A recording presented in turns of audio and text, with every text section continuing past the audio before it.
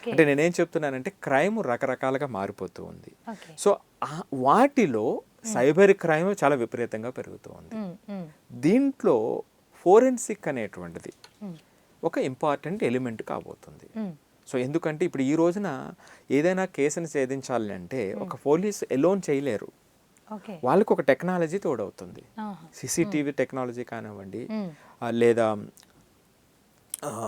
Technological అంటే సైబర్కి సంబంధించినటువంటి okay. Information కానివ్వండి, దానికి సైబర్ ఎక్స్పర్ట్ కావాలి. ఓకే. రైట్. సో దానికి రిలేటెడ్ ఒక కోర్స్ అన్నమాట అండి ఇది. సో ఇది ఏమిటంటే ఇప్పుడు AIFSCET అని ఉంది, all India forensic science entrance test. ఇది గవర్నమెంట్ టెస్ట్ ఏమి కాదు, అది IIT లాగా NTA నిర్వహించే JEE నీట్ లాంటిది కాదు, అందరికీ చెప్తున్నా ఇది. ఓకే, కొన్ని ప్రైవేట్ యూనివర్సిటీస్ కలిపి ఎవరైతే ఈ ఫోరెన్సిక్ కోర్సెస్ని చేస్తున్నారో వాళ్ళు బిలీవ్ చేసేటువంటి ఒక test. Okay, forensic science entrance test.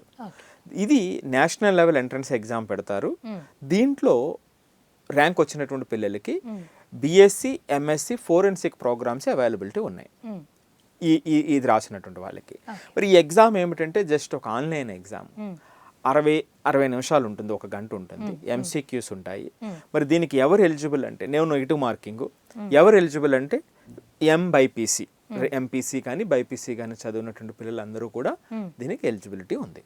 So మరి దీని డేట్స్ ఏమిటంటే, last date for online registration 27th March 2026. ఈ ఎగ్జామ్ డేట్ ఏమిటంటే 28th March.